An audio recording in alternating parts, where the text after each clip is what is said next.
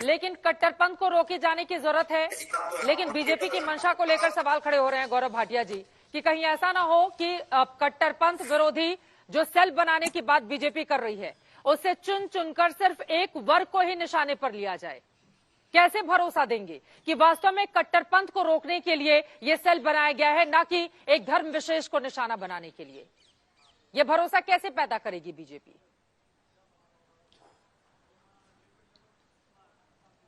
चित्रा जी देखिए, सबसे पहले तो ये कह दे, चाहे सीएए हो, अनुच्छेद 370 का खत्म करना हो और अब कट्टरपंथी सोच को खत्म करने के लिए सेल लाना हो, जो हमारे देश के मुसलमान हैं ना, ये बहुत वफादार हैं। देश के लिए जान दी है अब्दुल हमीद जी ने, डॉक्टर अब्दुल कलाम का नाम याद आता है, सबके लिए श्रद्धेय हैं। परेशानी इनको नहीं होती है, परेशानी होती है कांग्रेस पार्टी जो अपने आप को मुस्लिम पार्टी बताती है बंद दरवाजे में, AIMIM जिसके नाम में मुस्लिमीन है। मुसलमानों को इन्होंने वोट बैंक बना लिया, ठेकेदार बन गए, इनको दर्द होता है। और मैं आपको बताता हूं, देखिए उत्तर प्रदेश के चुनाव याद करिए चित्रा जी, आप भी वहां थी। प्रियंका वाड्रा गांधी से पूछा गया था कि आतंकवाद भाजपा जो है एक प्रबल मुद्दा बनाती है और आतंकवाद का खात्मा करेगी। प्रियंका वाड्रा गांधी ने कहा कि आतंकवाद एक फिजूल का मुद्दा है। हालत क्या हुई? 399 सीटों पे चुनाव लड़े, 387 पे जमानत जब्त हो गई और सीटें आई केवल 2। दूसरी बात, हम लोग समझाने के लिए हमेशा प्रयासरत रहेंगे और आप बताइए, हमारी नियत जो है वो साफ दिखाई देती है। नियत पे खोट है तो वो कांग्रेस के।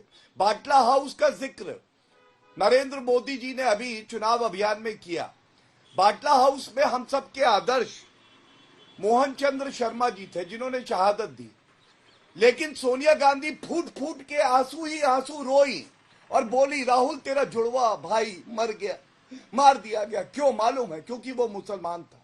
अब आप मुझे बताइए, देश खड़ा है शहादत देने के वाले के साथ, मोहन चंद्र शर्मा इंस्पेक्टर, और ये लोग खड़े हैं आतंकियों के साथ, जो कि उनका दर्द दिखाई दे रहा। तीसरी बात, PFI पे बैन, मैं पहले अपनी बात पूरी कर लूं फिर आप आइएगा, अभी रुकिए। PFI, अब आइए देखिए, PFI पर बैन लगा। PFI पर बैन लगा ऐतिहासिक था, लेकिन KC वेणुगोपाल इनके जनरल सेक्रेटरी हैं, उन्होंने कहा PFI पर बैन नहीं लगना चाहिए, उनका वक्तव्य है। और सिद्धारमैया जब मुख्यमंत्री थे तो PFI SDPI पे जो आतंक के मुकदमे चल रहे थे वो वापस ले लिए क्योंकि चुनाव आ गए थे। अब आप मुझे बताइए, जनता ऐसी पार्टियों पे कभी भरोसा करेगी जो देश की अखंडता के साथ भी खिलवाड़ कर लेती हैं? और जहां तक 26/11 की इन्होंने बात करी और मोदी जी का नाम लिया, अरे मुख्यमंत्री थे मोदी जी, आप बताइए, बंद गले का सूट बदल रहे थे शिवराज पाटिल, तब गृह मंत्री थे, आप उनको तब हटा नहीं पाए। कोई भी नागरिक होगा, मुख्यमंत्री को तो दुख होगा ही, हर नागरिक को दुख होगा, वो पूछेगा नहीं कि देश का गृह मंत्री बंद गले के सूट बदल रहा है, वहां डायरेक्टर को लेके जा रहा है होटल में कि मूवी बनाएंगे इस पे। इससे ज्यादा बेशर्मी की बात क्या हो सकती है? चित्रा जी धन्यवाद। मैं चित्रा जी बोल दूं? ठीक है, सापरा साहब जवाब दीजिए। उनकी कुर्सी भी चली गई थी उसके बाद जब 3-3 सूट बदले थे एक ही दिन में।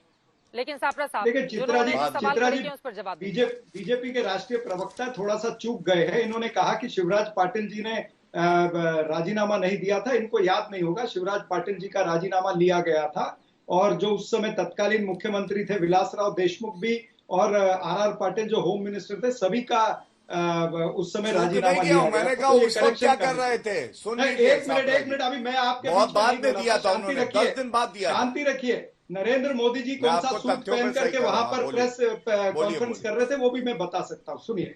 तो सवाल ये है, जब आप कट्टरपंथी की बात करते हैं ना, तो मेरे 3 चीजों का आपने उत्तर नहीं दिया। मैंने पूछा, तारिक अहमद मीर 2014 में ये आपकी MLA की टिकट पे लड़े हैं जम्मू कश्मीर से। ये देविंदर सिंह DYSP जो पकड़ा गया है, जिसके पुलवामा अटैक में जिसका हाथ है, ये उसका साथी है, ये हिजबुल मुजाहिदीन के साथ जुड़ा हुआ है। इसके ऊपर आपने उत्तर नहीं दिया। तालिब हुसैन जो आपका पदाधिकारी है जम्मू कश्मीर का, जम्मू कश्मीर के प्रदेश अध्यक्ष रविंद्र रैना जो है बीजेपी के, उनके साथ में उनकी तस्वीरें हैं। तालिब हुसैन जो है वो लश्कर तोयबा के लिए लॉजिस्टिक अरेंज करता था, NIA ने पकड़ा है और उसने कबूल किया कि अमरनाथ यात्रियों को हम मारने का प्लान बना रहे थे।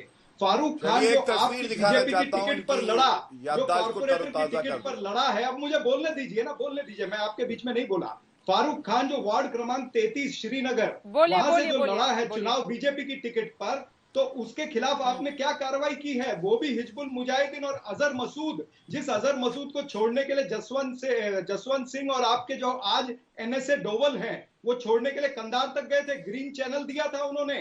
तो ये डोवल साहब को पूछिए कि ये फारूक खान के ऊपर क्या कार्रवाई करी है। और ऐसे अनेक सारे नाम जो मैंने गिनाए, ध्रुव सक्सेना का नाम गिनाया, बलराम सिंह जो आपके बजरंग दल के मध्य प्रदेश के चीफ थे वो, या फिर मैंने निरंजन हिजोई का नाम गिनवाया, इसके खिलाफ भारतीय जनता पार्टी ने क्या किया है? आप बताइए। जब एक उंगली सामने वाले की तरफ करते, तीन उंगली आपके पास है, तो ये फर्जी राष्ट्रवाद है आपका। ये फर्जी राष्ट्रवाद मात्र गुजरात के चुनाव आपकी ओर इशारा कर रही हैं। चलने वाला है।